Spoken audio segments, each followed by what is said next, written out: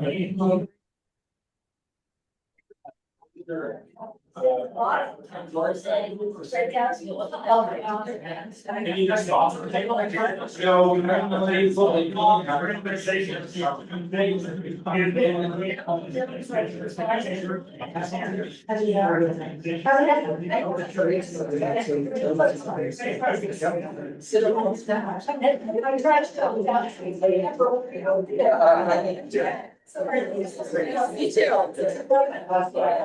Start looking at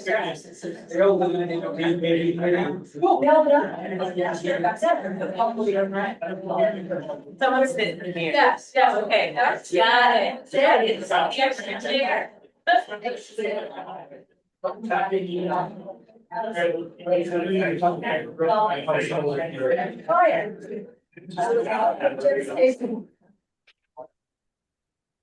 I love it. They give me this once a year. I would like to call the meeting to order. Central Vermont Regional Planning Commission. June 9. First off, please start recording. Hey, Kari, we're unmuted? Yep. Okay. Can you hear us okay, Alice? Yes, I can. We hear you. Hey, that works. How about you, Brian? Yep, I can hear myself.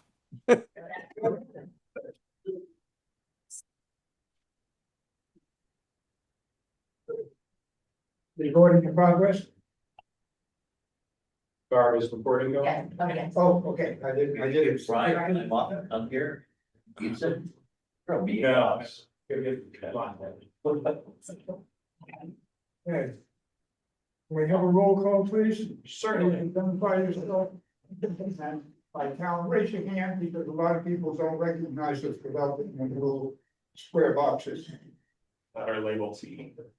Berry City. Jenna Shatney, Berry City. Berry Town is vacant, if anyone has any friends in Berry Town, they think would make a good addition to the commission. Let them know. Berlin, Alice Farrell, Berlin. and I'll just note, as an alternate, we have Robert Warnick present as well. Cabot. No Brittany Butler. Callis, John Brayman, representing cows. Duxbury, David Wynn, Duxbury, and East Montpelier. Alex Robbie, the Humber. Baston, Andrew McNeils. Marshfield, Amy Monahan. and Middlesex, Minnie Krafreski, alternate. Mitch, and Montpelier, Mike Miller, Montpelier. Moortown, Deb Sargent, Moortown.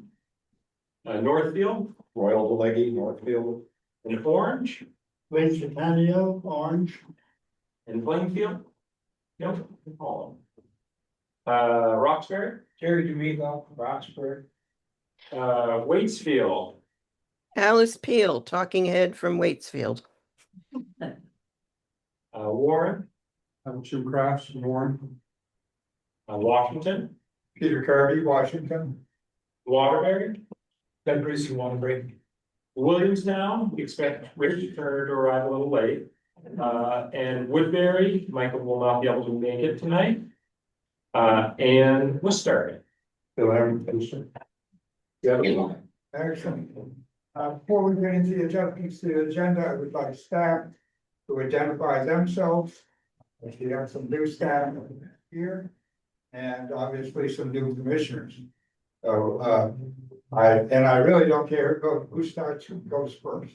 Well, let's start with reverse chronological order, and if everyone could just say what they do at the commission too, as a general. Well, okay. Make it hard as we get to the end of this, but. Okay, fine. Go for it. I'm Elizabeth and I'm the planning technician. I'm Addison, I'm the other planning technician here. We do a lot of erosion services. Jeff Gibson, financial manager. Carter Poach here, planner. Got it wrong. Yeah. Point one. Barbara Petrie, office manager. Lorraine Denver, community planner. Now it's going around the room. Vicky Tamado, community planner, land use. Everyone done planner, did you like research? Ruben McMartin, senior planner. Keith Governor, emergency management and transportation plan. Eli Tui, community and economic development. And Nebraska Natural Resources Plan. And online, we have your turn, Brian. Hi folks, Brian Voigt, Program Manager. And Christian Meyer, Director. I think we did get at least the last two in correct order. And we also have Fred Kenny, who just logged on. He's on remote. Waving. Hi, Fred Kenny, Interim Executive Director at the Central Vermont Economic Development Corporation. Good to see you all. Are there any adjustments to the agenda? Staff any? None. Marvel. Public comment period? Is there any from the public? Yep. Okay, Mr. Whitaker, please identify yourself. Steve Whitaker from Montpelier, Thank you. probably got it on about 5 minutes instead of 3, but you'll think it's worth it. What the commission is required to do, I want to begin not with a complaint, but with the statute, because the statute describes exactly what this commission is supposed to be. 24 VSA 4302 requires citizen participation at all levels of the planning process, not designated levels, not comfortable levels, all levels. Section 4345 requires this commission to develop and carry out a process that will encourage and enable widespread citizen involvement and meaningful participation. Section 4348A requires that solicitation occur at the outset and throughout the process. And 1 VSA 312 requires that the public be given reasonable opportunity to comment on matters considered by the public body during the meeting, while they're being deliberated, not before the agenda has begun. These are not aspirational goals, they're mandatory obligations. They point in one direction, towards more engagement, more recruitment of public voices, more willingness to hear difficult things. Prior commissioners have described this body as an elite bureaucratic rubber stamp organization.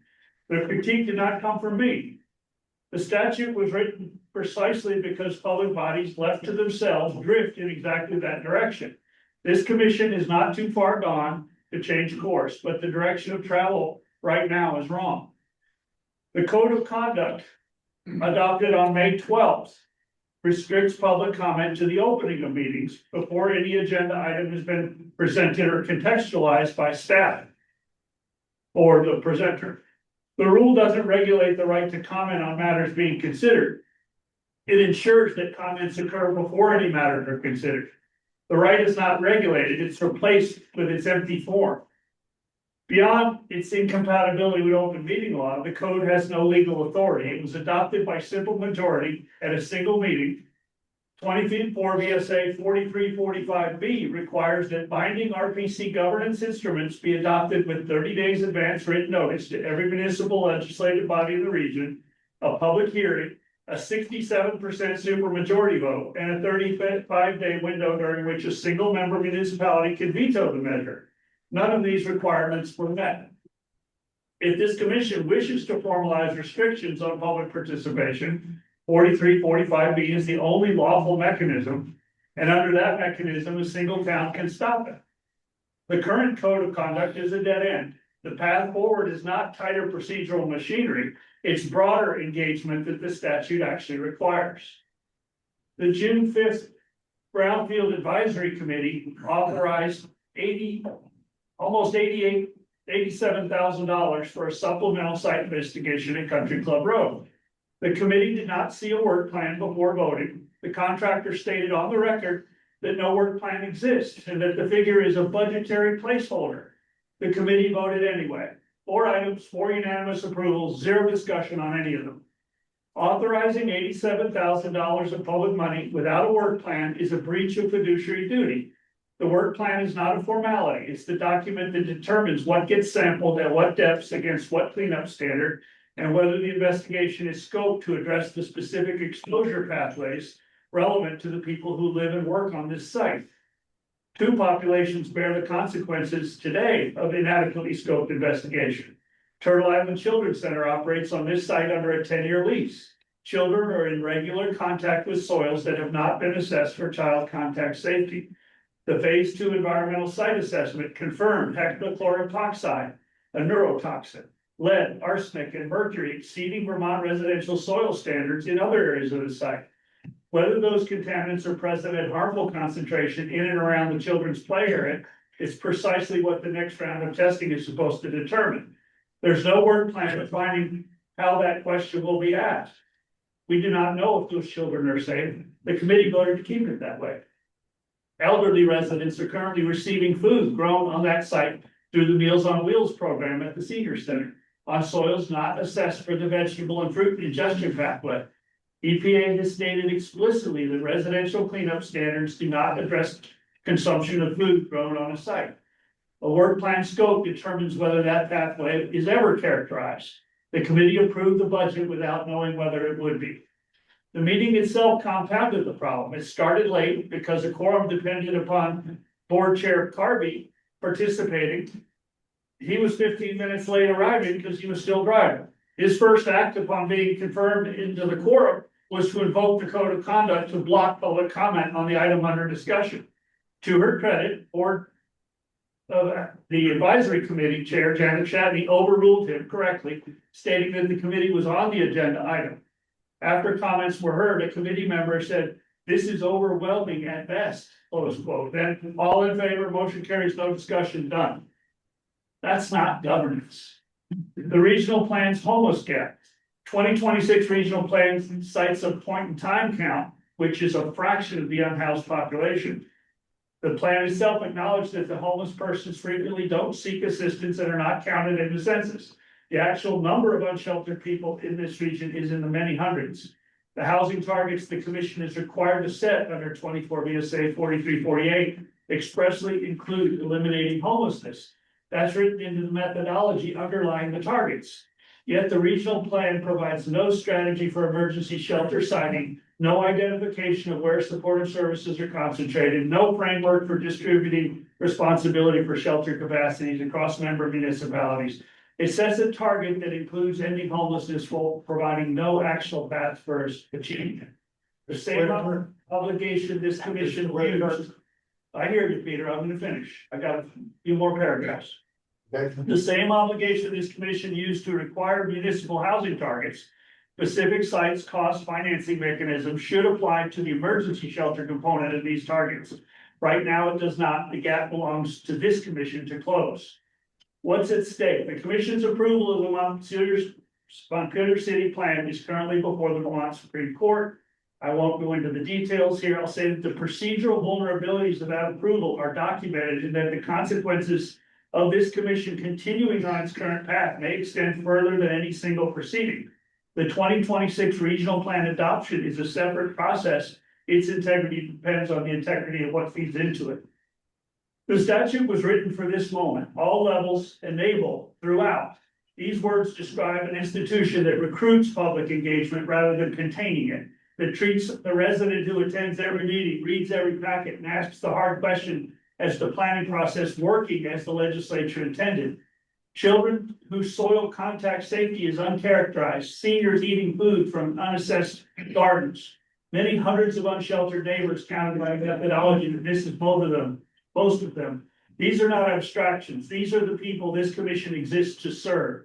An organization that cannot hear about them when the agenda item is called because the chair is on a cell phone ruling the speaker out of order is not doing its job. This commission can be something better. It can be effective, accountable, inclusive, and moral. The statute points exactly in that direction. The off-ramp is right here. I hope the board takes it. Thank you. Thank you for your public comment. Is there any further public comment? Chairman, how would I go about, well, I guess the executive committee sets the agenda. And I've heard this complaint, this concern about the children's daycare up at the country club property, a number of times, but we have not addressed the concern. Could we place on the agenda, the next meeting agenda, invite it's Trish Capolino, she left, she ran the brownfields program for A&R, have her come in and explain to us how this is compliant or not compliant, so we know what's going on here. Feeding money into a project that's not complying with state and federal law, I guess I'd like to know. We're endorsing something that is not complying with state or federal law. I'd like to know if I'm complicit in this. I think none of us know what's going on, and if any of these allegations are accurate, it's very concerning to me. Thank you. We'll definitely take it under consideration. Any further public comment? Hearing none. Next agenda item is an accusation of an open meeting law violation. Sure. With that. So you have the memo in your packet, or if you had a chance to review it. Following the June 1st meeting of the executive committee, a allegation of open meeting law violation was received alleging that time was not allowed for specific comments on items included on the agenda. I've included the allegations in the packet and then outlined what is recorded in the meeting reporting, where 6.5 minutes were given to the member of public Stephen here with us this evening, during which you read the memo in question, line for line assessing his specific concerns. Happy to take any additional questions about that. The action on the table would be to one, respond to the alleged allegation, and then schedule a meeting within 10 days with the intent to cure the violation, or to determine that no violation had occurred through a vote, or through a group consensus. I have a motion on the floor, please.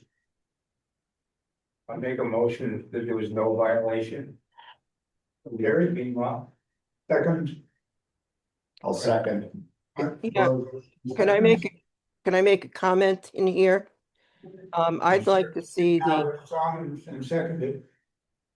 So now we're Sorry? speaking. So, Yes, This- go ahead, Allison. Alice, I would like to propose amending that motion to say that there was no open meeting violation and that there was no intent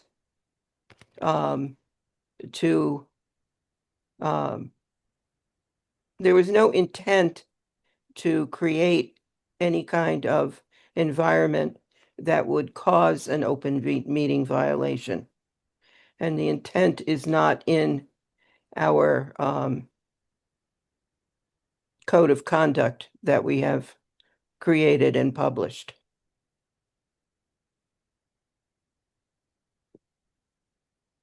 I have no objection to adding that. Nor do I. Okay. Bart, could you read the motion as amended? Want me to take a crack at it? All right. The motion on the table is, correct me if I stray. No open meeting law violation occurred at the June 1st meeting of the executive committee, nor was it the intent of the committee or the rules of meeting conduct and public participation to limit public discussion of specific issues. That works. That describes what I'm trying to, Okay. yeah. So, Chair, the allegation is that the executive committee violated Yes. open meeting law. And is the complainant alleging there was a violation because the specific agenda items were not made available as public comment? No, is that the concern? Yeah, well, the email's in the packet and the Yeah. allegation and it basically says. Alleges it's that public comment was permitted at the beginning of the meeting and was therefore limited to general topics during the agenda item because no further public comment was provided. Specific comments were not permitted, but that is contradicted by the act of recording. So as the executive committee went through its agenda, each agenda item was made open to public comment at some point. Yeah. Why not? I will answer that as best I can.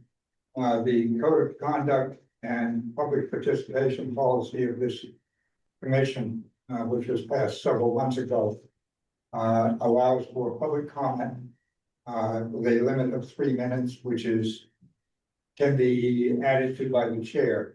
But that is the only period, and that is at the beginning of the meeting.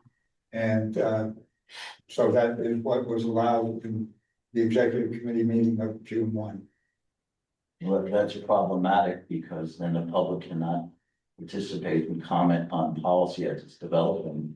If different agenda items are discussing policy matters, then if there's a policy matter that is of interest or of concern to a member of the public, not just Mr. Whitaker, any member of the public we serve, we're not going to allow if someone from my town were to come here and say agenda item 3, I think it's a good idea, but I think I have some helpful advice. We're not going to allow that.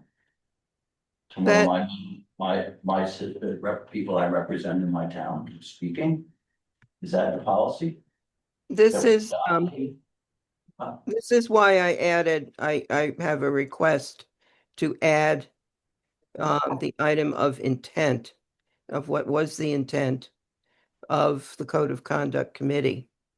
And that this was not the intent to stifle any public comment. Well, if the Code of Conduct policy that your committee, you were on the committee, Alice? She was. That your committee developed did not intend that individual agenda items could not be open for public scrutiny or input.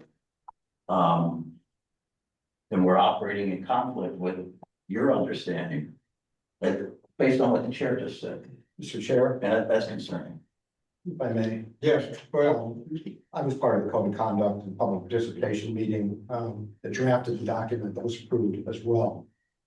The intent and purpose is to allow for public participation on anything that's on the agenda. But not to allow public participation as part of the deliberation of the business of this organization. Right. So that's not what you said. I understand that is what he said. No, Peter said only the conversation at the, only public comment at the very beginning of the That's meeting. correct. And not an individual That's agenda. correct. it's correct. But that's where policy is developed. So it's gonna be an absence of any public input. That's, I disagree. well, how do you get public input on policy that's not yet been discussed? I'll tell you, because I spent 40 years in government doing this. So did I. So let's hear it. And that's why I was part of this committee to put this together. Public participation is encouraged on anything that's on the agenda Okay, in an orderly manner that does not interfere with the deliberations of the commissioners in conducting business of this body, right, which is what we had run into previously right. and wanted to correct and avoid in the future without muting public Okay, participation. so how do you allow public participation if they're not allowed to comment on any agenda item? They are at the beginning of the meeting. But they don't know what's gonna be discussed. An agenda item is just a sentence. Discussion of bike path. And if they find out the bike path is going to cross Route 2 at a dangerous intersection, they can't mention that? They can't raise their hand and be recognized? Not under the policy, no. That's insane. I was on the select board for 18 years. And we had combative citizenry. And we If you chair the committee properly, you constrain public comment. You don't allow interruptions. That has been brought up here numerous times. The public's not allowed to interrupt, but they're granted an opportunity on each agenda item to provide their perspective. How do you That's do how that? it works. Do that through clear guidelines, which is what the policy But the is. guideline you're telling me doesn't allow public input. I'm not. You just said, when the agenda item is brought up, the specific item, bike path, new bike path, that's all it says. And then they find out in the discussion, an engineer presents and says it's gonna cross Route 2 at this dangerous intersection, says there's a concern of a citizen. So if I'm understanding you correctly, someone, a member of the public comes to a meeting of this commission and they're surprised by an item that's on the agenda. No, not the item, but the details of the item, because there's a presentation given. We had an engineer now, or a staff person, they present. And they explain, and then there's a revelation. Maybe the person came to support the bike path and then realized, hey, wow, you need to realign it. They're not allowed to even say that. I've never heard That would be this. part of the deliberations of the body, No, the deliberate, yes, which is. but the chair constrains public comment. She allows for 1 or 2 minutes and allows that input. It's how we wind up with informed decisions. I have seen arrogant state bureaucrats who try to stifle public comment in public meetings. I was never one of them. I encourage public comment. I welcome constructive criticism. I agree completely, Well, this In is an orderly not welcome manner. constructive in criticism. an orderly manner, Okay, exactly, and that's the chair's job to, under the policy. and the chair's job is to maintain order. And the chair does that by saying, okay, we've heard from you on that item. Thank you, you've had your 2 minutes. It's how it's done. It's how the legislature does. I've never heard it. If our policy is written like that, I'm outraged. I wasn't at that meeting. I missed that vote. I think it's outrageous. And I'm hearing 2 different opinions, by the way. I just, I mean, it sounds like you said this was put together a couple of months ago, and that's the policy we're going with them. And, No, it was approved in May, the May meeting Was it made? okay, but that I missed. it just sounds like maybe went a little overboard in the other direction with the problem we had, and it needs to be healthy. So we careful. Could I comment again? Because I was on that committee. Peter, is it okay? Go ahead, Alice. Oh, thanks. First of all, the intent of the committee, an ad hoc committee that we were, was to make sure that it was the chairperson that was the one that had control of the meeting, and in that regard could make decisions on items that move the what is a working committee forward. So the idea is that if someone wants to speak, or if anybody speaks in the committee or has a question, that's directed to the chair. It's not directed to any other individual within the committee. Everything is directed to the chair, and the chair can make decisions. The intent of the committee was to be able to have an atmosphere where people can comment. And I believe that it was the intent that there was time for the public to comment, one, during public comment, which may be on items that are not on the agenda. And then also I'm not sure who it is who's describing what happens during a discussion of a particular item on the agenda. If a person wants to speak to that particular agenda item during that discussion, they can be recognized by the chair, and the chair makes the decision on whether the person speaks or not. The intent, though, was that there could be public comment in both areas. I think there's some I don't want to say discrepancy, but I think there may be some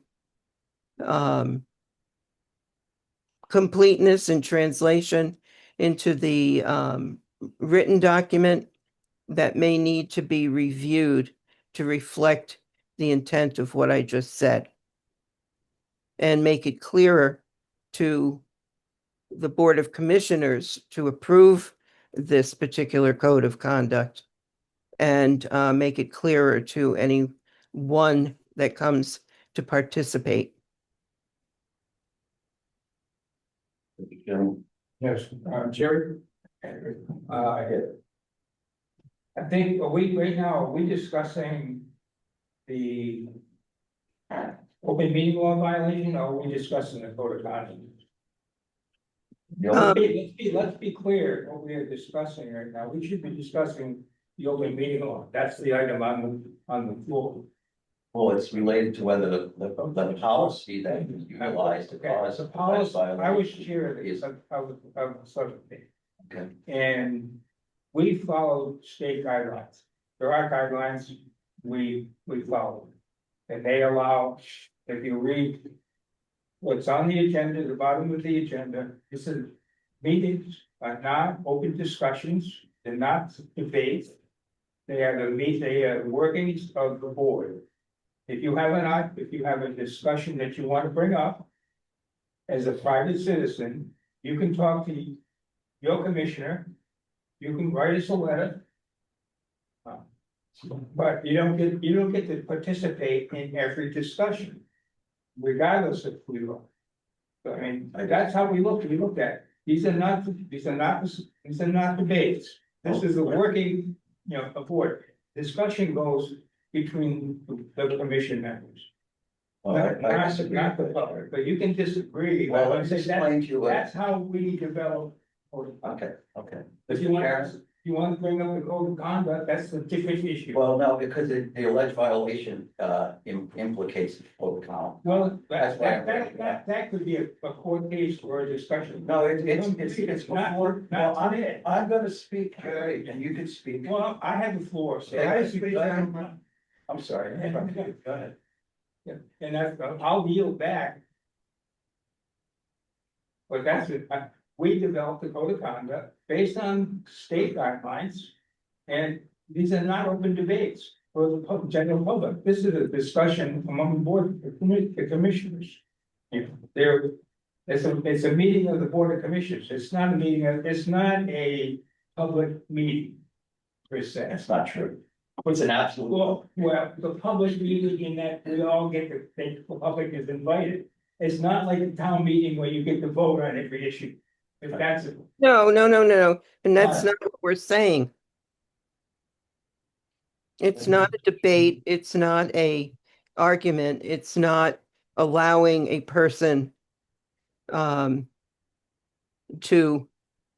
argue a point, but it is reasonable to allow a person to say something like, wow, I think if you put a crosswalk there, it's going to be very dangerous.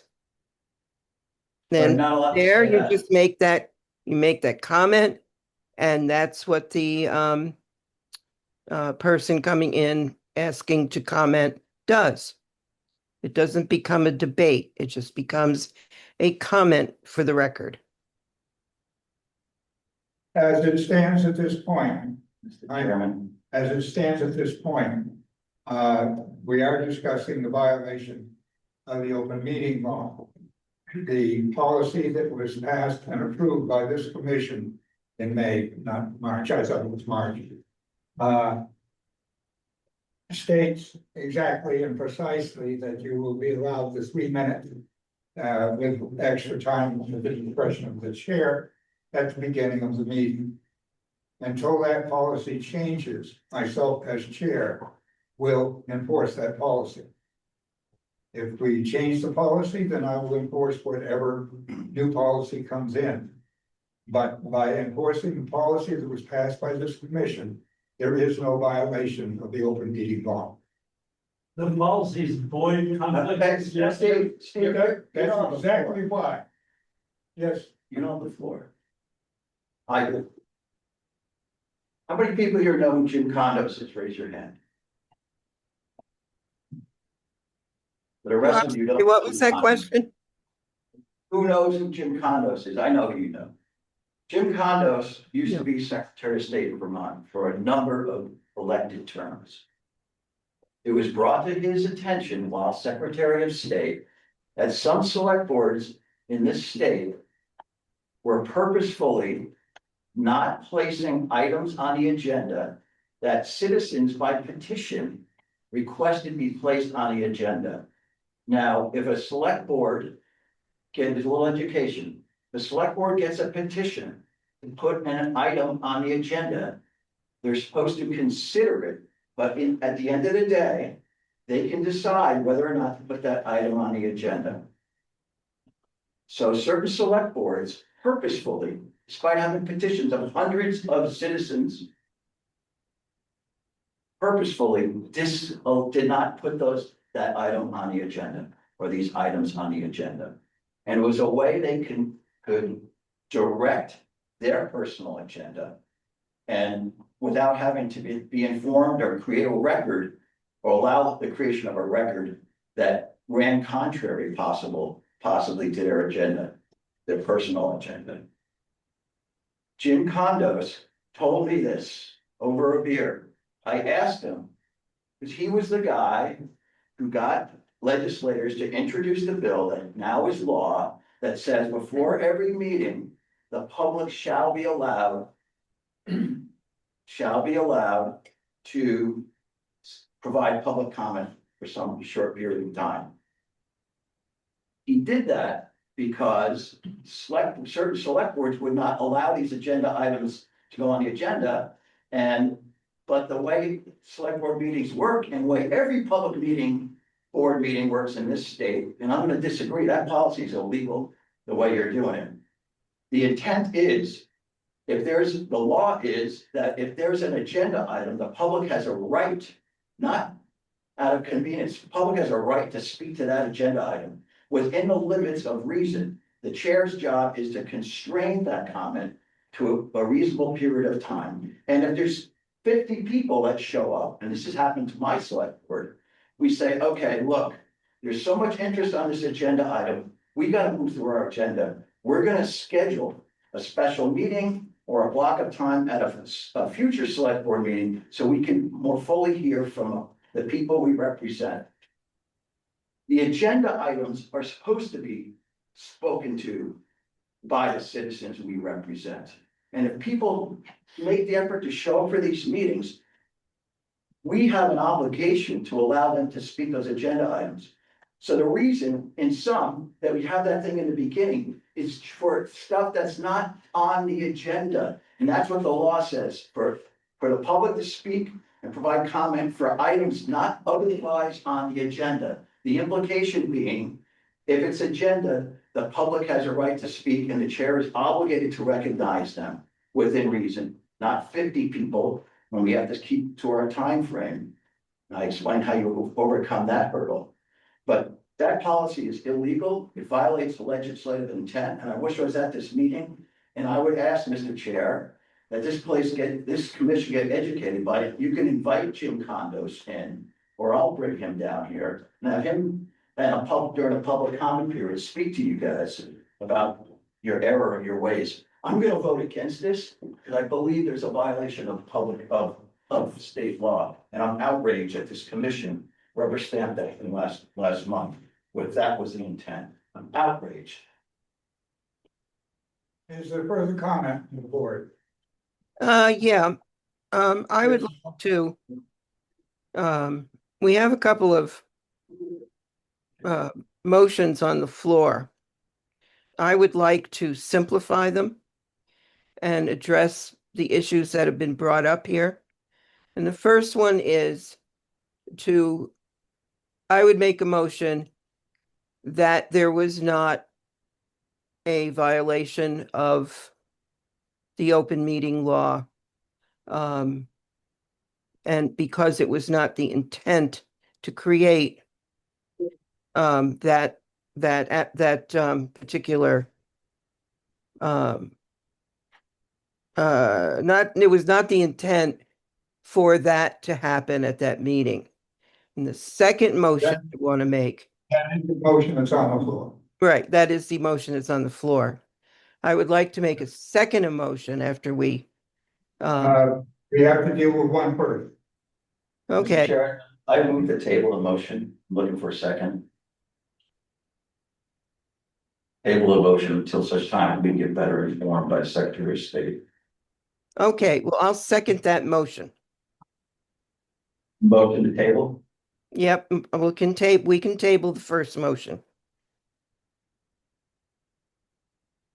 Non-debatable. Well, we've had this before and you've got the rules. On how this works, because the motion to table just pushes it to the end of the meeting, doesn't actually.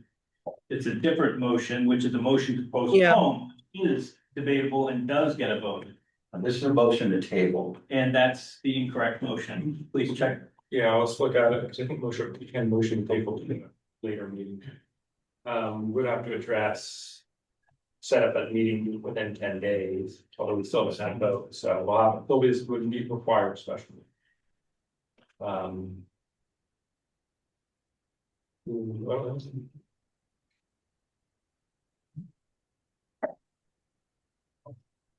The procedures we're using here are the same procedures that are used at the Montpelier School Board. So this is not the Montpelier School Board, Mr. Chair. But Yeah, you're saying this is illegal, and I'm saying this is the same rules that are used by other public bodies. I didn't say this is illegal. I said that those bylaws, whatever you call them, that policy is illegal. Policies. Yes, yes, please. I think we're confusing things here. We have a complaint that there was a violation. We have to act on that and act on that only. If we want to have a separate discussion about the policies and stuff, we can put that on another, but let's look at what is before us, the thing that we have to take the action on, then we can get care of this. And that's some possible violation. So let's focus on that, please. We have to vote on a motion to table. A motion to table is a procedural motion used to temporarily suspend consideration of a You pending matter. can't table something that has, we have to take an action on. You have to take an action on the motion to table. Vote it up or down. You don't have to agree with it, you can vote it down. Right. Motion to table until such time we can consult with the Secretary of State as to whether we are following the law. We have a motion to table on the board, on the floor. It has been seconded. I need a vote on it. Long are we tabling for, till the end of the meeting or till the next meeting? I mean, that's important. It can be tabled to a later meeting. That is my understanding under That's what I Robert's was questioning. So we can consult, staff can consult the Secretary of State. I'm gonna go down here part two. All those in favor of tabling the, I can do a roll call. Yeah, we'll know. Yeah, it'll be by roll call. But, so we might as well just start it off with on the roll call without even doing voice vote. Okay. The motion before you was to table a discussion of the accusation of the open meeting law violation. Yeah, I will pull up the roll call. Thank you. All right, last one's out. Yea is the table, no? Yes. Well, so no is to not table, no, not table, yay, yes, table. All right. Janet Chatney, Yay. the Berry Town representative, Berlin, Alice, Yes. Kevin, Brittany's not here. Callis, John. Yes. Duxbury, David Glenn. No. East Montpelier, Alex Robb. No. Andrew McNeil from Facein. No. Marshfield, any Monahan? No. Middlesex, Richard second. Yay. Montpelier, Mike Miller, No, Moortown, Deb Sargent, No. Royal Delaney, Northwood. No. Orange, Diane? No, Nobody's here from Plainfield. Roxbury, Jerry, No, Waitsfield, Housefield, Yes, Warren, Jim Bass, no, Washington, Peter Brady, No, Waterbury, Grissom, no, Williamstown, Rich Turner, yes, Woodbury, Michael Gregg. Not, I'm sorry. Bill Aaron, Worcester. No. No. Yeah, thank you. The motion did not pass. and what, 12, 13, 6, 13, 6, that's what I did. that motion did not pass. We have a motion on the floor to deny the accusation of the open meeting law violation. Is there any further discussion? Just one more comment on that. It seems like if the participant had 6.5 minutes to comment on the agenda item in detail, they were adequately informed about the topic. So I feel like it wasn't the situation you're raising, John, where something new was raised and the person was surprised by it and had some additional comments. It seems like they had ample time to comment on the agenda item. So I feel like in this instance, hello? Hello, I'm calling for the Vermont Department of Health. My name is Dieta Orsta. We are gathering information about the health of U.S. residents. yeah, but in this instance, I feel like I don't see an open meeting law violation because there was adequate time for the public to comment on that agenda item and they had adequate information about it. Now that might be separate from whether or not the policy that we have standing is adequate. It seems like there may be some difference in interpretation of that, and so separately, maybe we need to revisit that. But I think for the motion on the table, it seems to me like in this case, there was not a. And in response to that, at the meeting on June 1, Mr. Whitaker was allowed roughly 4 minutes or thereabouts. And when I explained to him that he would not be able to, because he said, I will speak later on it, and I informed him that that would not be the case at that point. We gave him extra time and he read his written statement into the record. Is there any further discussion on the motion? Hearing no discussion, I will call the question. You repeat the motion that we're voting on this. Motion to read, okay, actual wording. Yes, please. Did you write it down, Barbara? And what is the motion again? Your motion, Alice. Actually, Jim, I just wanted to know, yeah, okay, all right. motion seconded by Alice. Amended by Alice. That's right.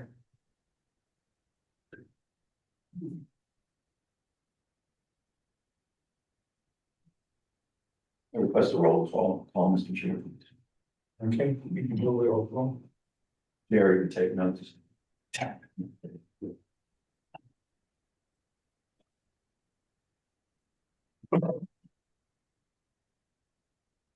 As I understand, the motion was to deny the accusation of the open meeting law violation. It was then amended by Alice to include that it was not and there was not any intent to violate the open meeting law. Or the little public comment, I think is how I said that. Mhm. Thank you. The roll call was asked for. All right, so yay would be denying Denying the the accusation. allegation. Okay. And no would be vote that down. All right. Janet Chapman. I'm sorry, say that again. I feel like you Yay said the is, same thing twice. yay is to deny the allegation. No is to None. The yay is to deny the allegation. Did you say, yeah, sorry, I didn't hear. Yes. Yes. Marytown, no. Berlin, Alice. Yes. I'm having trouble too. Cabot's still not here. Callis. Abstain. And I'd like to explain the vote, go up the village. Duxbury, Bader. Yes. Please. Alex Ron. Yes. Duxbury? Yeah, Yes. No, yes or no? yes. It was yes. Yeah. I'm sorry. East Montpelier, yes. Okay. Henry McManus. Yes. Amy. Yes. What was I? I'm gonna vote no.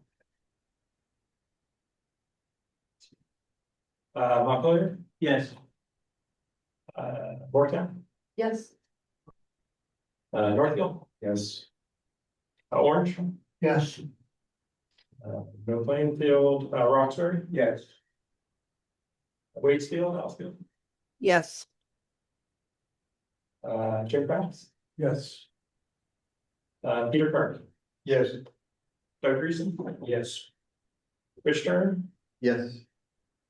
Michael Bray's not here, and Bill Aaron. Yes. There we go. The motion carried 17 to 1 with 1 abstention. And John, you wish to wait and explain your abstention? So I abstain because, as a representative from Duxbury stated, this may have just, even the complainant may have addressed the agenda item during the public comment period, so it became moot. But I was not there, and I did not know that, but, my concern is the implication of this policy and how it's been explained at all of our future meetings, whether it's a subcommittee of this board, or that we will not allow individual public to comment on any agenda items. That's the policy of this commission. And so I'd be investigating that this week. File a complaint at the Secretary of State's office as well. I believe it's in violation of state law. and what I'm going to do right now is make another motion. I'm going to preface this by saying things like what we just did, a code of conduct type of policies, any kind of Robert's rules, any kind of how do you run a meeting, they can get very complicated and very and there's going to be times when they don't work. And a lot of times what happens is you come up with a set that sounds good. You put them into effect and start using them. And guess what happens? Just what we dealt with tonight. They're not working completely with, I think, the intent of the committee that wrote them. I will say that number one, Peter Carby is correct, that it says that the public will have a chance to speak only at the agenda item that says public hearing. And I'm reading this because I was reading through our document just before the meeting. The intent of the committee was to encourage the kind of participation and input that John Brabant is talking about. And to that end, the intent of the committee was to allow comment on an agenda item. And it was for the chair of the committee to manage that. It was not to be a debate. It was not to be an argument. It was, but it was to allow comments on the particular agenda item. That was the intent, but that is not in the document that we have in effect right now. So my motion is to ask or demand, or just say it has to happen. That the I'm sorry, Alec. I will accept your motion, but only at the end of the meeting under other business. But we can't act because it's not on the agenda. Oh, that's right. It's not be done as. Well, like I said, it gets complicated. So I will make the motion at the end of the meeting. Well, as I was just reminded by the executive director, we cannot vote on it because it's not on the agenda. However, we can bring it up for our next meeting and have it on the agenda. And just a point of clarification, Mr. Chairman. The Vermont Secretary of State and the Vermont League of Cities and Towns recommend allowing comment on each agenda item after discussion, but before action. As this helps the body make any more informed decisions.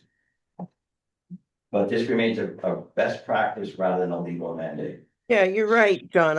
I've gone to condos. That's Yeah, a matter of policy, and I just think that's what the law expects. That we can shut down the public and not allow their participation. I guess that's legal, but I think it's outrageous. And that the league and Secretary of State's office thinks that's bad policy. yeah, and I'm saying that was never the intent of the committee. We're really making this way too. So, Next item on the agenda, the FY 27 committee election results. And this over there. Dan? I'll just give a quick introduction and say thank you, everybody, for pivoting to electronic version. Good news, US Post is again delivering to 29 Main Street. However, we didn't get some thick bundle of 23 or 22 ballots, so the e-ballot was the way to go. It got everything in, and we were able to have results for today. So I appreciate everybody that pivot. Yes, thank you very much. We had a majority of commissioners vote electronically. Everyone has been elected. I'm happy to read everything. From what those of you who read your ballot, I can go through all the members or I can defer. It's your pleasure. But everyone who was on the ballot got elected to the positions they were on. Any interest in me reading every single one? No. No, all right, thank you, everyone. Yeah, and the electronic balloting went really well, and I would like to seriously consider doing this again next year in lieu of paper ballots. Thank you. I do need an action to accept the election results. We don't act on that, at least we haven't in the past. It's you all voted. That was your action. That was exactly. All right. Ratify. I'm just reading my agenda that says action. Oh, we said action. Yes, no problem. Next item is the appointment of the executive director to represent CVRPC on the 87th State Street development. That's right. I'll give a little introduction on this and why it's not part of the ballots. It was the organization that is forming, kind of self-forming with leadership from the Foundation for Resilient Montpelier.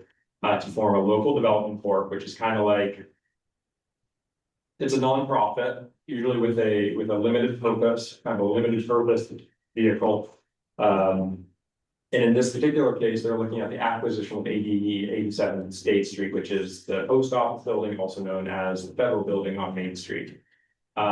We have, as an organization, supported one of our communities through this process by being the back office for first legislative allocation, and then through a Northern Borders Regional Commission grant to study the feasibility of this building. Through this process, already great information has come to light about the environmental conditions in the building, which is going to benefit private bidders on this property in this auction as well. So we are involved. I think there's advantages to us continuing to be at the table and part of that board. As you all know, nonprofits, public organizations need people to be there to operate them. And as a staff at CVRPC, I can potentially give a little more time than the average volunteer. Other organizations included, I'll start just the public ones, are Central Vermont Economic Development Corp, the Foundation, organizations like not North Street, Down Street, are all part of the idea of working around continuing to advance the Northern Borders feasibility study, coming up with a purchasing strategy, or working with a private bidder to engage the public on this property. So it given its location, continues to be a community net positive in whichever direction it goes. So this did not go through the nominating committee. In the future, I think if the limit LCD or LDC is still around, we put it on the nominating committee for your consideration, but you are the board, so you can just appoint. I need a motion to appoint Kristen, the executive director who represents CVRPC on the LDC board. I'll move that. Moved, second. Second. Second. I have comments, Mr. Chair. Can I make a note, just for the record on the motion? So the motion should be to appoint Christian Meyer, Executive Director, to represent the RPC, and to appoint planner Lincoln Frasca as the alternate designee for the same capacity, just to make sure we have both of them that get appointed. Very good, very good. I knew that was there and I forgot all about it when I was reading the thing, so. That motion has been on and seconded. Is there further discussion by the board? So Lincoln Frasco was chosen by an executive director to act. Correct. He has been our administrator. So it would be inappropriate for us to assign a staff person. That's what we're not. Well, you would make a recommendation. And we would take that under advisement, but for us to independently say, no, we don't want Lincoln, we want Brian. I don't, without any ability that we. I told you you're in charge of this. All right, and I'll motion, so. Okay, so we go back to the original motion to appoint the executive director who represents the CVRPC. And I think I can amend it very briefly here, and he may designate a staff member as a alternate. Does that work, John? Yeah. Okay. Yeah, no, that's one of the sure it was Christian's decision. Allocate staff resources, that's all. Is there any further discussion? Yes, Yes. I'm sorry, Mr. Whitaker. yes, No. there is. Yes, No, Mr. Whitaker. this is an issue that was brought up before the executive committee of the transparency. The executive committee assured You me are out of when we order. first allowed, You are out of order. you're taking $100,000. Please leave. No. No, I'm, the law is on my side and you're trying to enforce a policy that's in violation with the law, and I'm gonna make my comments. No. Steve, shut up. No. The You're out of executive order. committee heard and reassured We publicly have on the the call record. and have you removed. You can try that. But the executive committee made an assurance that they were going to transparently handle the public records related to this building. They took $100,000 from the legislature. Motion would be to go to recess until we can establish. Miller, you don't have any standing to, I'm making the recommendation. you're not a lawyer. This is how it's handled. Okay. You know, everybody does question that was. Yes, let's move the question. Question's been called. All those in favor of appointing the executive director to represent CVRPC on 87 LDC Board of Directors will indicate by saying aye. Aye. Opposed? Hearing no opposition, motion passes.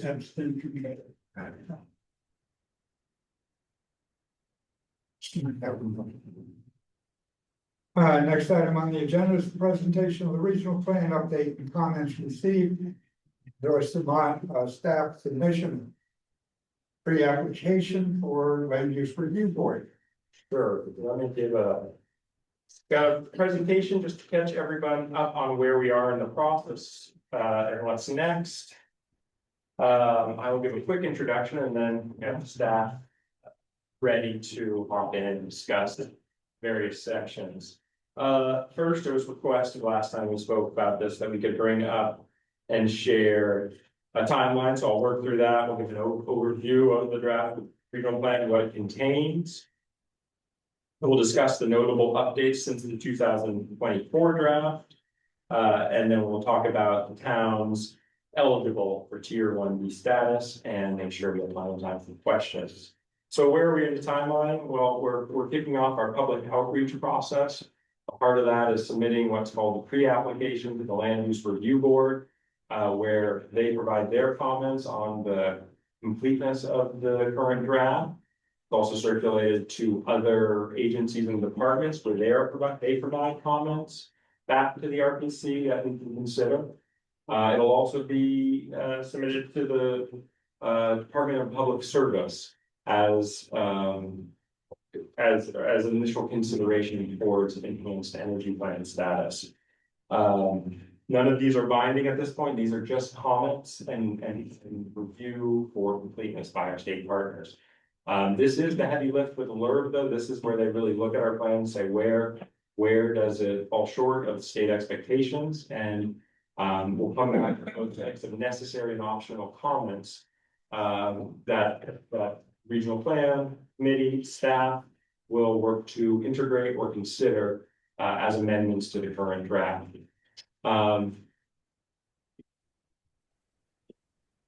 Yes, sorry, thank you, Harry. So what are the next steps? Well, we'll be working towards continuing to work towards the new plan. The regional plan committee is still engaged in that process of redrafting our regional plan. And this plan is out getting public comment, and staff are working with municipalities on some specifics. The most recent work that committee has been working on has been heavily on the housing targets and the future land use map. Both of those are part of this is work toward the new plan. We don't expect those will ultimately be greatly amended as we move from the plan we adopt this year into our full rewrite that we anticipate adopting next year. Let's see, what am I reading? We've got the outreach. We'll integrate comments as we have already done, and we'll be talking about those in a little bit. We wanted to talk a little bit about how Senate 3 S325, which was an amendment, amended Act 181 significantly, how that is impacting the plan. First, as many know, the Tier 3 and road rule were thrown out under S325. Now, it isn't law yet, it has not been signed by the governor, but no one I at most expect that it will become law. It's also clarified minor amendments. This is important for especially your municipalities who might be thinking about Tier 1B, but aren't quite sure yet. There's not going to be this deadline of the RPC adopts its plan, and if you miss that deadline, then we have to go back and amend our plan through a full amendment process to include a new Tier 1B opt-in. If you want to sit back, watch, see how it's going for other towns, see if that fits your municipality, there's going to be much more flexibility for municipalities and the region to then have a town opt in at a later time. Any municipal plans that were expiring in 2026 or 2027 have been extended until the end of 2027. So if you had a plan expiring this year, that now runs out through the end of next year. The reason being is the regional plans are being given through the end of this year. How can you adopt the housing targets, the future land use map, if we don't even have them confirmed until the end of this year? So I think that's a beneficial flexibility for all municipalities. Things that aren't changing, future land use map. As I said, we're still working on that. That's towards our new plan. Regional plan submission timeline hasn't changed. We got to get it adopted this year. And the content of the regional plan hasn't changed. That's still the same elements that have been largely the same elements that have been part of our plan in past years. I say largely because one new piece that you will see, I'd like to speak to in a moment here, is the environmental justice impacts burdens, which is a new planimetric data analysis to assess the impacts on specific populations. So with that, I think we can jump into an overview of the plan itself. Kari has been working diligently along with Lori on taking our current plan in kind of behind the scenes and making it fit current statute so that it is ready for the LURB. They are not changing policy, they're not changing narrative, not making major changes. They're not changing goals, policy, but they are adding elements here and there where statute calls for it, so that it'll make it through the land use review board. The idea there being, all right, a limited timeline, let's not give a whole new plan full of goals, policies, and actions that you are unfamiliar with. Let's take the time we need to review those policies and have conversations over them without rushing them. Yeah, and everything that we're looking at has been our plan for at least the last 10 years. So it's not going to see major changes in any case from what we've been dealing with. So with that, all right, take it over. To refamiliarize everyone with the current plan. This is the current chapter outline. You'll notice it looks very similar to how it was in the current regional plan. There were a few tweaks to the formatting and the structure to closer align with the elements mandated by statute. So see that natural resources was separated from land use. And the additional chapter of the implementation plan is just to align and per feedback from commissioners. And I'll just note that equitable planning and flood resilience are currently embedded in the introduction. But flood resilience is a theme throughout, but it took we did a lot of effort to pull it apart from its current place in the plan. This is an overview of the appendices. Most of these are as they were in the past. There will be data updates to the enhanced energy supplement. We'll discuss energy in a second as well. You'll notice that we have methodology for both housing targets and future land use mapping. And then, as Christian stated, we have a new environmental benefits and burdens analysis, which we'll also discuss soon. And the goal of the appendices was to add clarity. So you'll see substantial regional impact is now its own appendix to try to clarify that definition in the plan. So taking a step back again, the overview of changes, primarily this was data updating. A lot of the data was from the 2016 plan, and so in order to show current conditions, you saw a lot of red text throughout in the April draft that was redlined, which showed those data updates. We've been working to incorporate commissioner feedback in the past month since that first draft was sent out. And there is a table in your board packet which details the feedback received as well as how they've started to be implemented. And we'll note that a lot of them are also being back-pocketed for when the full rewrite is underway as well.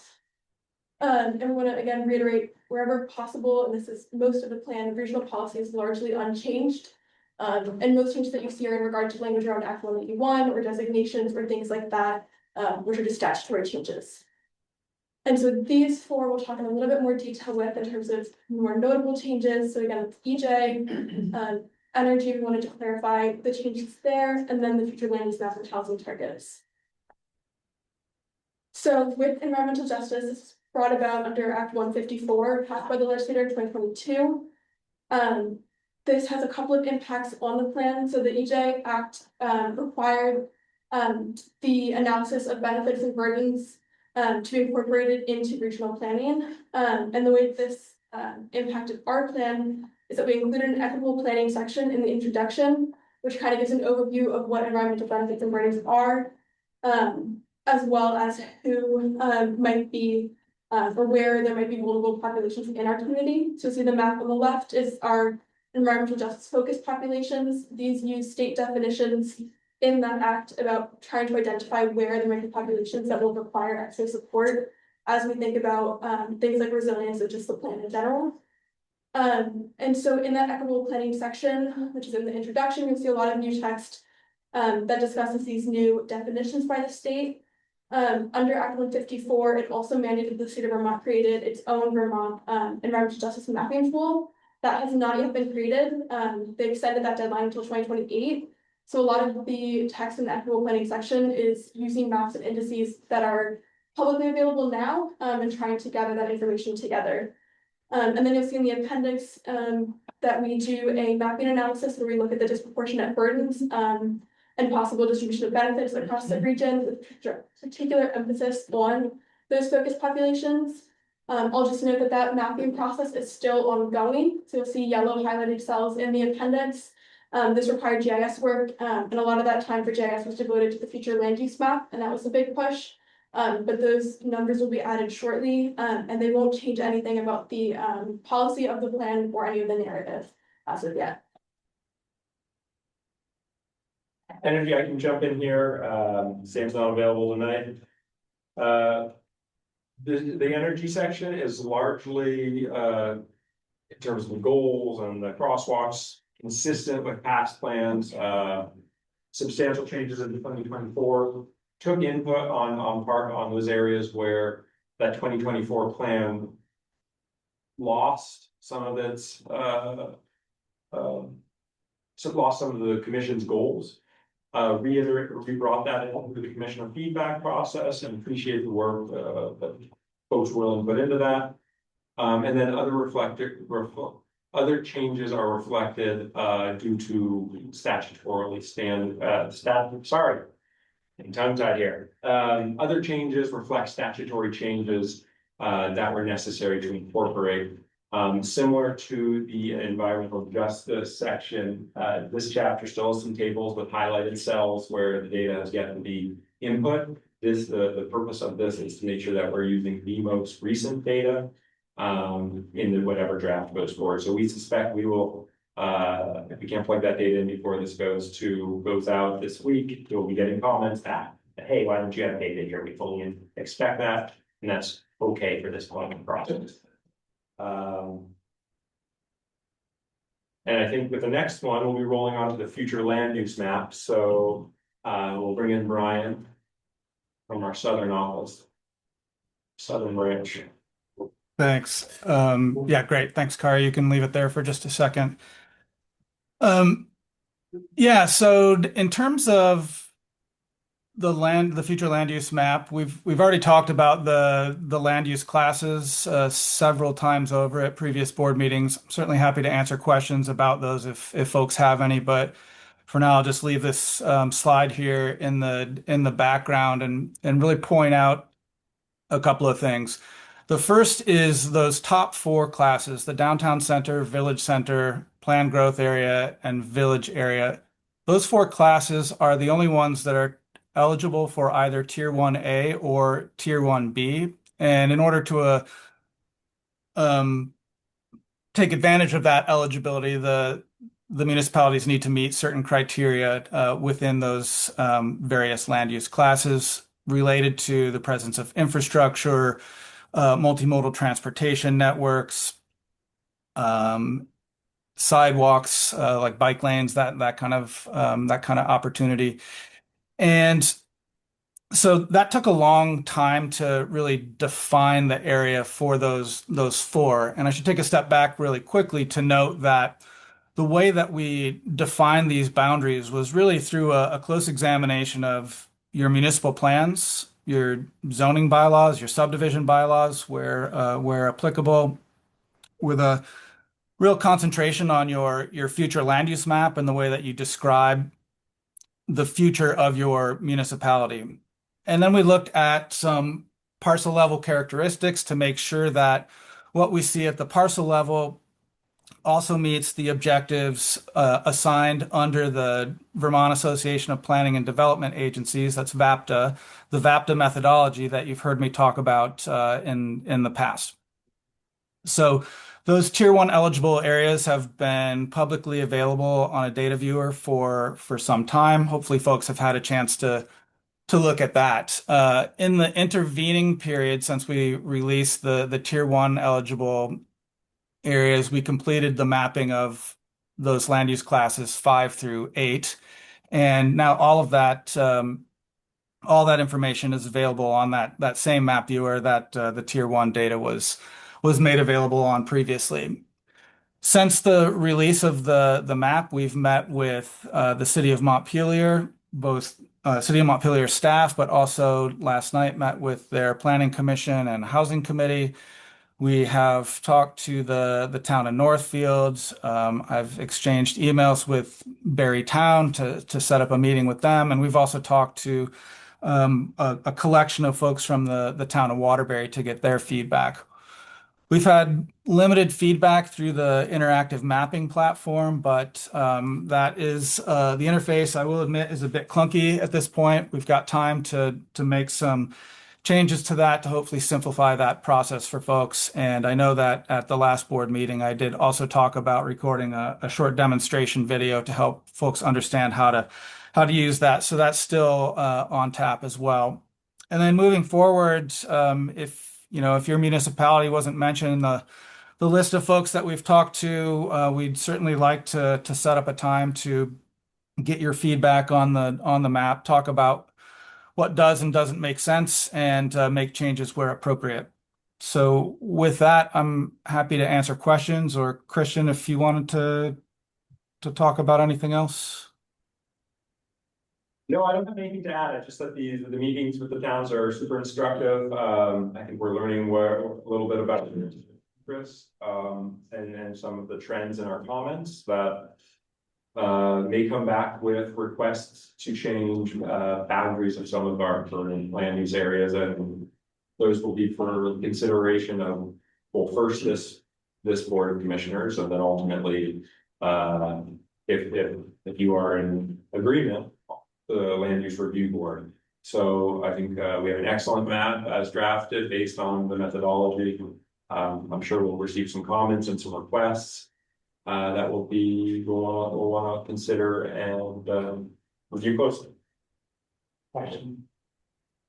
Can you just give a quick outline of if a town saw an area that they might want to adjust, what that procedure is again, like how we get from sitting there as planning commission to actually having a formal request to change a boundary on the map? Yeah, I think the best first step is to invite staff to either join a mix of your commissioners and select board members or interested parties, whoever the local group is leading this conversation. Invite us to have this conversation. Let's sit down and talk about those areas where you might be in disagreement or want clarification. You can hear why they look the way they did. And then we can talk about submitting comments, I think, through their commissioner. You will be the most direct way. Like, I am requesting that we change this back. Okay, and do the underlying like zoning, like say we have a zoning area of the town that aligns with the current map, but maybe after reviewing the map, we may realize that maybe we don't like that. Like, do we have to change the underlying zoning rules of the town to in any way? Is that, I guess, by changing the future land use map, does that create a requirement for us to follow up and change the ground level zoning in the town? So I hear that possibly two questions. Yeah, not the zoning, the land use of the town. Okay. One question is, does changing our future land use map require us to then change our zoning? I don't know the answer to that. I don't know if Brian does. I'll let him answer. And then the second question, if I'm right, is what influences the regional future land use? Our zoning or our future land use map? Is that right?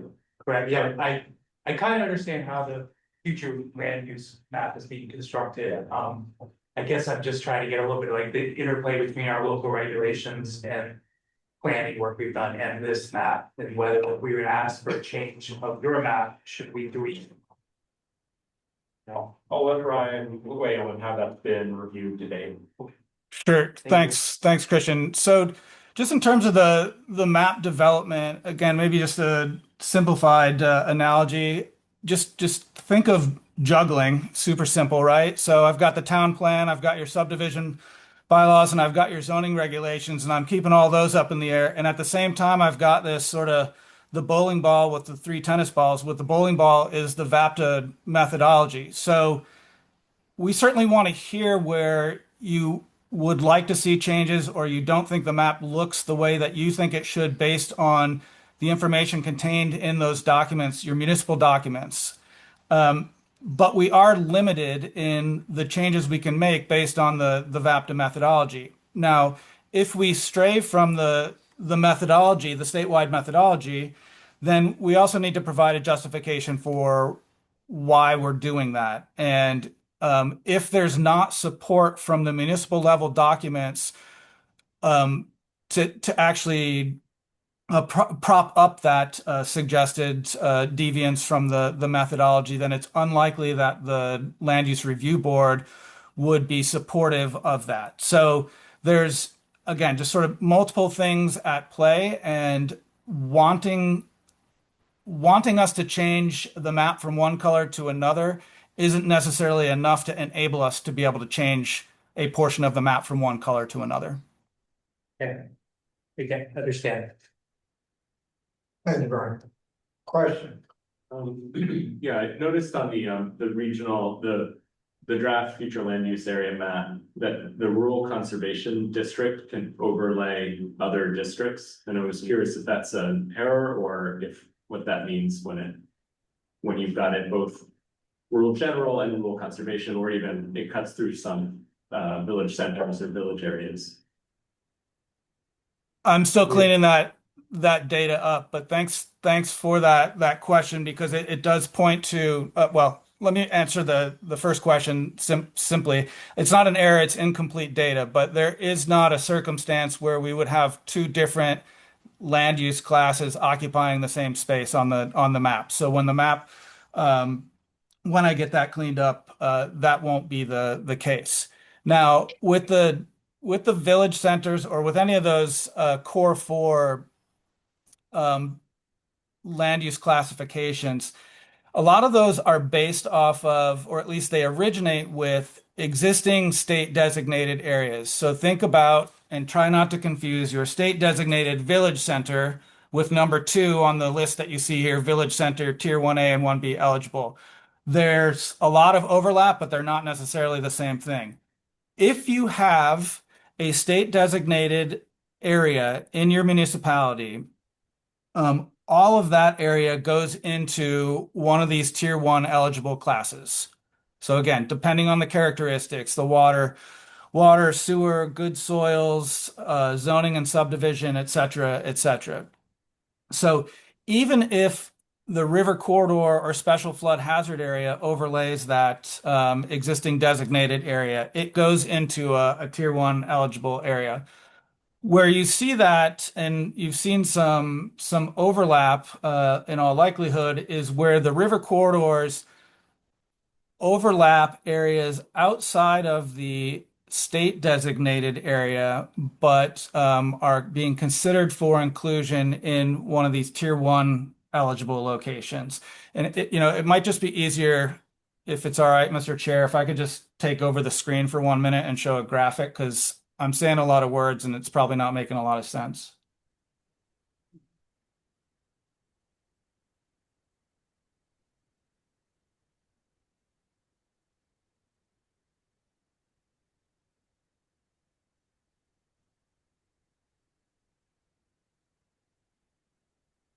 Can you see my screen? We do. Yes. Okay.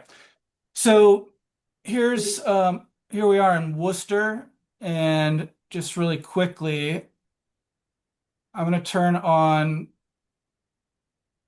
their boundary for their village center designation in this area.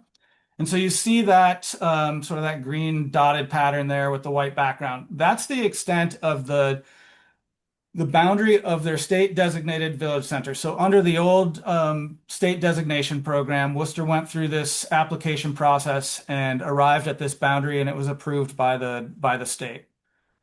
So when I drew the village center, again, that number 2 in the list of land use classes, I started with that state designation, and then I expanded out into areas where there's some connectivity, and it makes sense based on either the municipal future land use map and their zoning and the land cover characteristics of the parcel.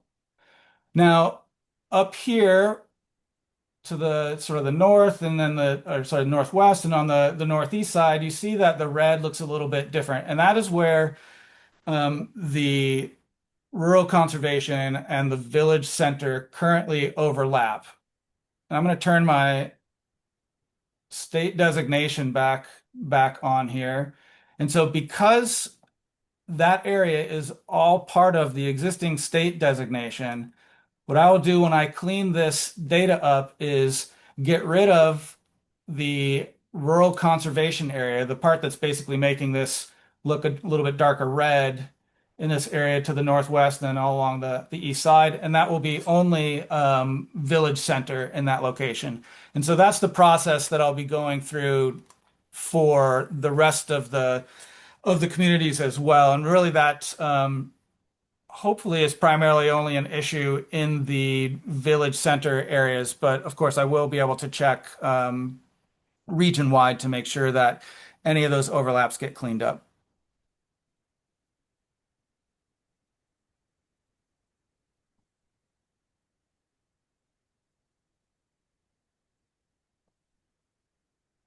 Edgebron. Answer your question? Yeah, I think so. Is that going to be cleaned up before it gets submitted to the bar or after? I'm sorry, I didn't understand the question. Will you clean those overlaps up before you submit it for initial review or after? Before. Any further questions? I have a question Yes. about process.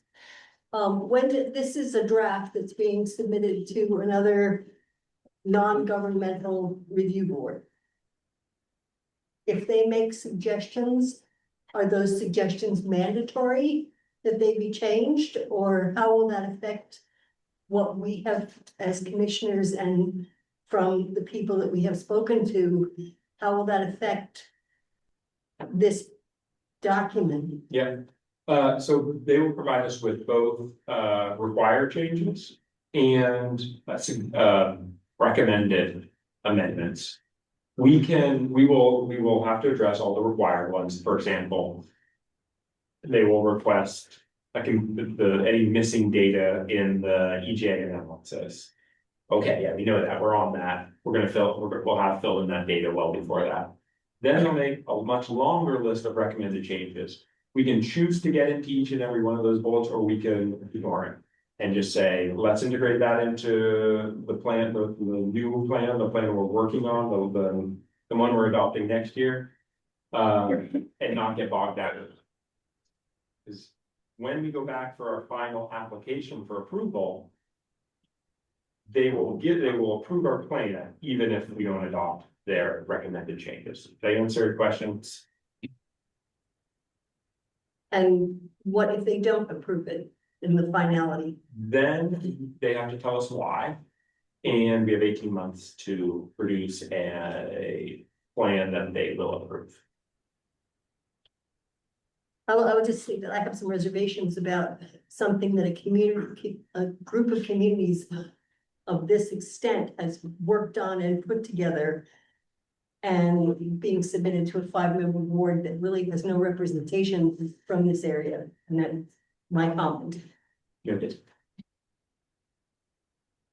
Any further discussion?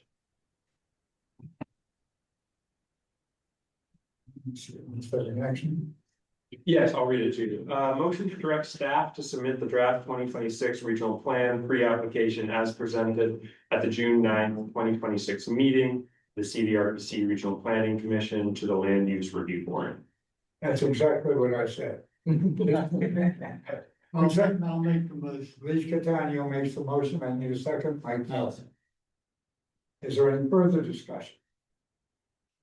Hearing none, I'll call the question. Well, I'm sorry, I wanted to make a comment on the municipal housing target, the housing chapter.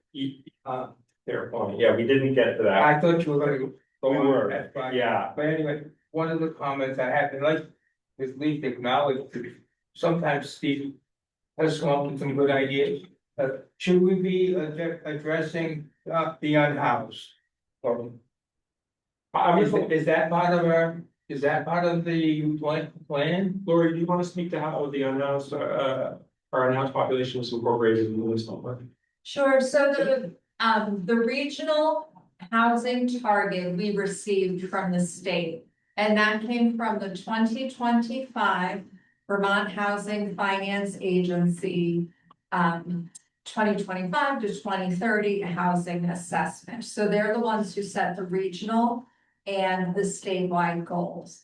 And in setting those goals, their considerations were housing the unhoused to the extent that we knew what those numbers are, recognizing that those numbers are tough to come by an accurate count, using the point in time study, which is one night, you go out, you talk to everybody that you can find. If I'm not correct on that, maybe one of my colleagues will correct me. So that's where the homeless population information came from. It was to also replace the 15% of houses that become short-term rental or vacation homes. It was to replace houses that are in disuse or go out of use for a variety of reasons. And then also to, meet the projected growth. So that is in the numbers where the state did their large overview. And then we got the chunk broken out of it, which is where our vaccine targets came from. And just to clarify, the point in time count is actually not just going out to the street outreach. But also all of the agencies and all of the interactions with agencies that serve people who are experiencing homelessness. So it is the best count that we have at this point in time. Yeah, I wasn't looking for specifically for count, I was looking for, do we have a policy or that should be in the plan to address the unknown? I don't care whether it is 1 or 600, but That sounds like a comment. I think we should record that and put it in our list of comments and, I will when I get into that. I have to finish reading the whole thing. Okay. I will break that down and follow up and I'll add that to our, thanks. And I do want to just point out, sorry, Lori, I'm just going to jump on this. After we talked about the housing targets last meeting, where we just give you a first cut at them, we've gone back and recalculated them based on a more nuanced, I hope, analysis. We said, all right, we're not just going to put 60% of the new housing in the growth areas, the downtown center, the village center, the planned growth area, the village area. We're going to put 40% in our downtowns, recognizing that these are the dense urban fabric of the region. Then we're going to turn to the villages and they're going to get 20%. And the final 40% will be addressed through population, recognizing that ultimately these targets were derived from a population focused public policy. So when you look at the targets and where they are now, can you jump to the next slide? Look less at the numbers because some of them feel enthusiastic. Think more about the proportions. The percentages might be at the better line to look. Should Montpelier be targeting 21%? Does it make sense for Facein to be at 1% with Worcester, Woodbury, Washington, Roxbury, et cetera? Are we beginning to get the mix to look more realistic and reflect our landscape here in central Vermont? As staff, we feel better about these numbers, but we'd love your feedback as well. Question. Christian, I've seen this displayed with, by size of target rather than alphabetically. So you can see here's biggest going to smallest in terms of the allocation. Yeah. Put that up. Takes a second, but it's. There it is. There it is. And this is the low 2030 number. Correct. This is the lowest target 540. to create in the next 4 years.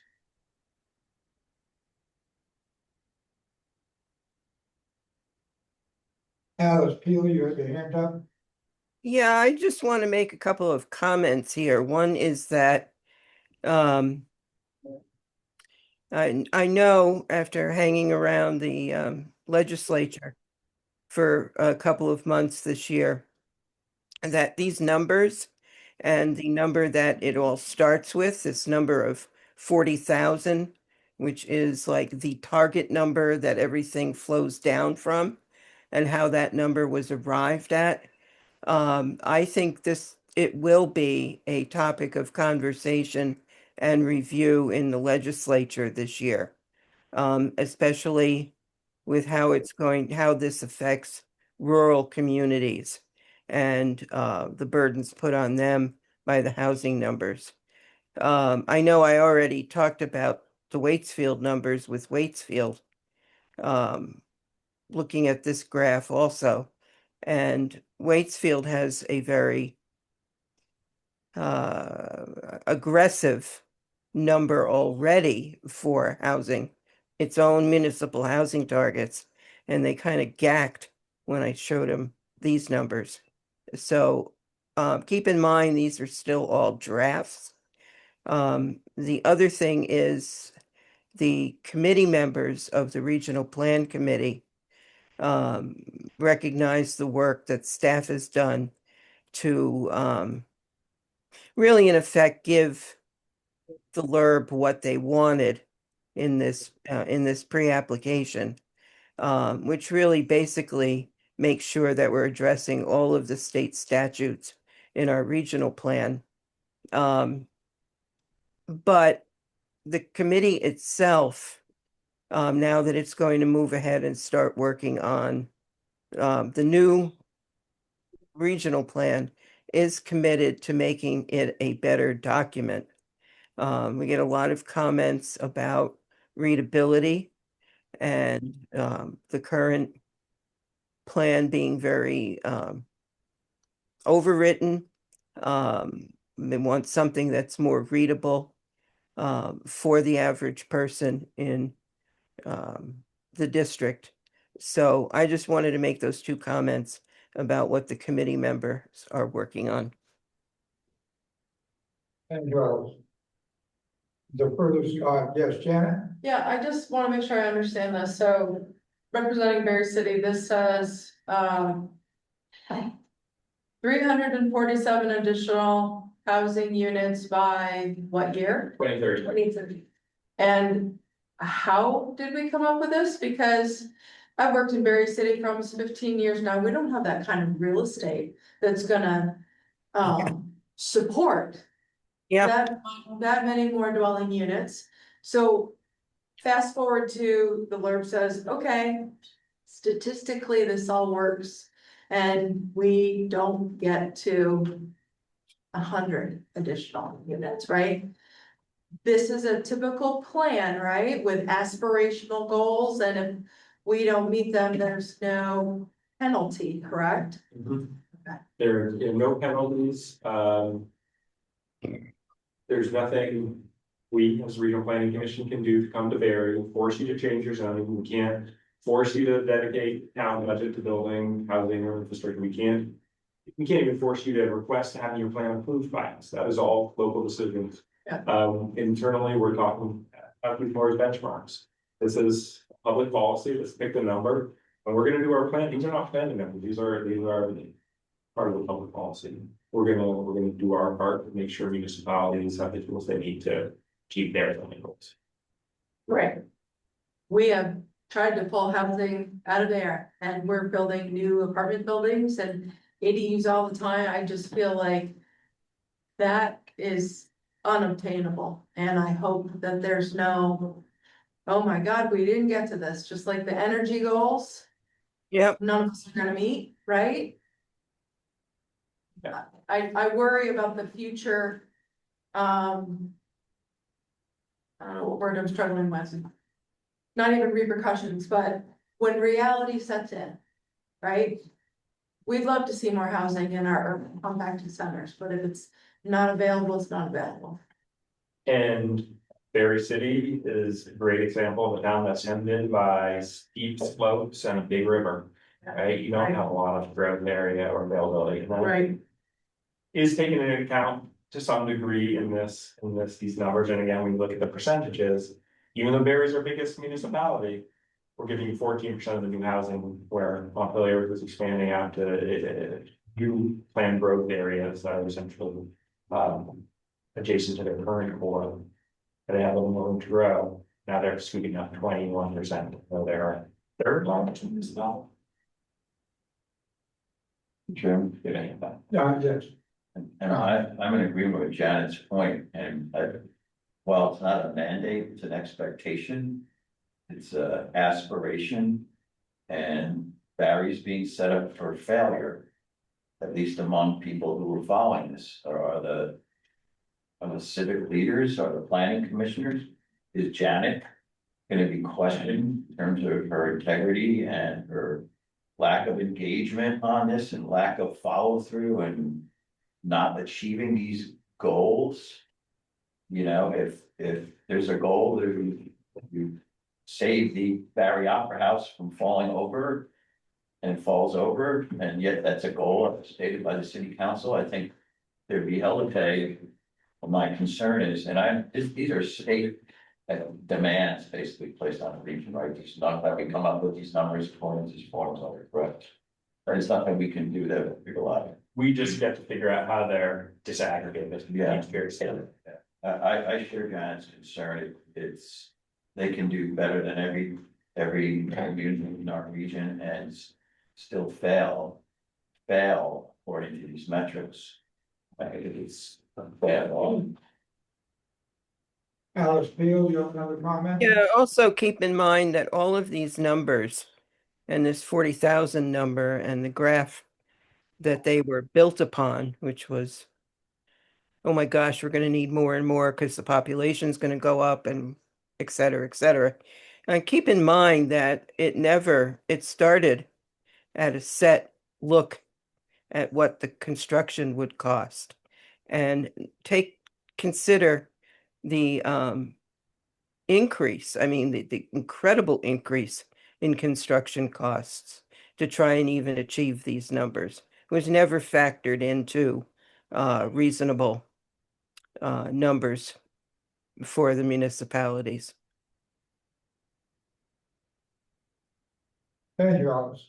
Question about where the growth projections came from in Vermont. The Vermont Finance Agency was part of their calculation to get to 40,000. So just how did they calculate that, and how did they decide how to project what they're now calling aspirational? Why is 40,000 aspirational for Vermont? And so there are 4 numbers. It's the high-low for the next 5 to 4 years now. Then there's the high-low for the next 25 years. Do you want to get into this, Lori, a little bit, and just some of the trend lines they used for charting demand? So I'll do it real quick for y'all, but I put up a, like an explainer that you can give to your planning commission or your select board or your neighbor who's interested in housing. So as I understand it, the low 2030 number was the pre-pandemic growth rate in the state. And then the high 2030 number was the post-pandemic growth rate in the state. I don't remember if it was 3 years or 4 years or what it was. So low 2030 is pre-pandemic growth, 5 years. Post 2030 is post-pandemic or high 2030.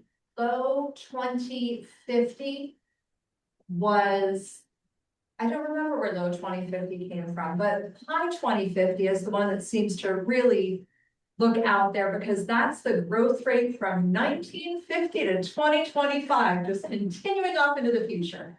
So that's where the high 2050, am I getting, if someone else knows differently, then. It's actually not the growth rate. It's a line that was an aspirational line drawn by the Vermont Futures Project that was built off an earlier growth rate from the 60s. And they said to themselves, wouldn't it be great if we continued at this growth rate? We'd have 800,000 people. And that would be that many more people that could be employed in our companies in state and, you know, contribute to our economy.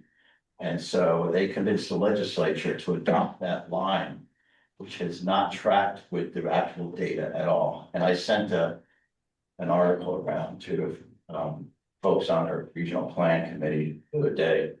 And I'm happy to share with anybody here. Kristen sent it to you. You could share it. We can share it out. The methodology is also included in the PHFA document, right? That's for you. And in the explainer, there's a link. It's just the 2 or 3 page appendix. You don't have to read the whole page.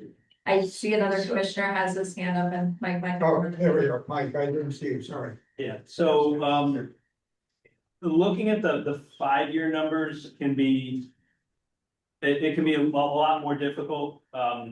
First of all, it takes a long time to develop housing, so to speak. You're gonna make that amount of housing in 5 years. It probably takes 3 years just to get through the development process. So unless you have housing in the queue, you're not gonna meet these targets.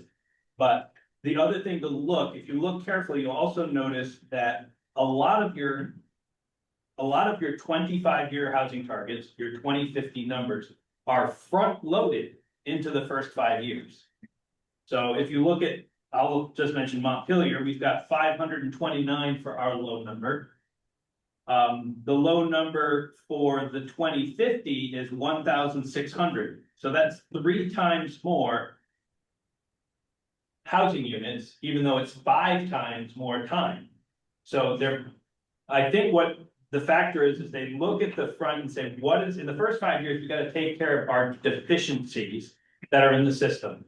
We wanna have 5% rental vacancies. That's how you prevent having your rental, rents keep going up and up and up and up and up. And well, economics, if you have a vacancy rate less than 5%, it makes your costs go up. Your rents will keep going up. To have a nice stable rental market, you need to have about 5% vacancy. So right now we're operating at 1%, sometimes less, sometimes a little bit more, but so why do rents keep going up? Well, we need to increase 4% more of vacancy. Just we need to build so we have more vacancy on the market.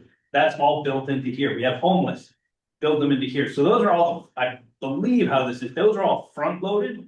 Correct. Or that's my assumption of how, because I'm seeing these numbers and they don't make sense. Why would you put, 30% of 33% of my housing target in 5 years and then leave 66% for the next 20 years? The reality is it should be really inverted. We're not gonna hit, Montpelier will not hit 500 housing, so I can assure you of that. But we do look at, in our city plan, we're trying to look at 2050 to say that 1,600 number is not outside of what we have in our city plan. And I think that's what, as a commissioner and as a professional planner,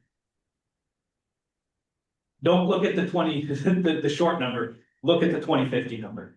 And think about over the long term, how can we help our communities add that additional amount of housing over the next 20 years? Because that's the more realistic. What can we do that'll help over the long term add more housing? And those numbers are also easier to achieve because they're not all front loaded over a laptop. So that's just a little perspective. Don't get lost in the 2030s. Look at the 2050s and then kind of work your way back a little bit. It'll still be scary, but a little less scary. Thank you, Michael. Further questions, further comments? One final comment, I know we have the motion on the table, but one thing I meant to talk about, but we just jumped off of, is part of our application is also a tier 1B status. What's the actual thing they asked? We don't have to pull it up. Eligibility. What? No, we're giving eligibility. What's the, they asked for? Tier 1B area status request. Status request. So we don't have tier 1B status request. So that's going to be a big deficiency that comes back from the alert. We are giving them a list of the eligible communities for tier 1B, recognizing among them 3 municipalities aren't actually even eligible right now because they're working through subdivision, they're working through bylaw updates, they haven't gotten regional approval. But some of you will see your municipality under this. We changed the name of the memo called eligibility just to make sure there's no confusion from the alert that these are not municipalities that have opted in or have said on the record they're opting. But that's how we're filling that place in. So I want to make sure that was shared out as well with the whole group. And that's all. Is there further discussion on the presentation of the regional plan update for the alert? Hearing none, I'll call the question. All those in favor of directing staff to submit the draft 2026 regional plan pre-application as presented at the June 9th, 2026 meeting of the CVRPC Regional Planning Commission to the Land Use Review Board. Thank you. I'm clearing my throat. Is there?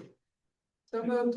It's moved by Janet. It's already been already on the table. That's right, it is already on the table. All right. In that case, all those in favor will indicate by saying aye. Aye. Opposed? Hearing no opposition, abstentions? Hearing none, motion passes unanimously. All right, we'll go Next item on the agenda is the meeting minutes. I make a motion that we approve the minutes of 5/12/2026. Moved by Lee, seconded. Seconded. No, I'll second. Seconded by Gary Town. No, I'm sorry, Berlin. Berlin. Used to be very tough. That's right. Is there any discussion or omissions or changes to the minutes? Hearing none, call the question. All those in favor of accepting the meeting minutes of 5/12/2026 will indicate by saying aye. Aye. Opposed? Hearing no opposition, abstentions? None, motion passes. Do we want to get into the Moretown sidewalk compatibility? I could give a 1 minute description, and if the group believes it needs further illustration and more time, maybe it gets bumped. That sounds fine. Okay. Moretown submitted a request for a letter of compatibility. This is a new infrastructure they're looking to design and build. It's sidewalk along Route 2 between Gallagher Acres and the intersection of Route 2 and Route 100. It is adjacent to Route 2. There's a small vegetated buffer.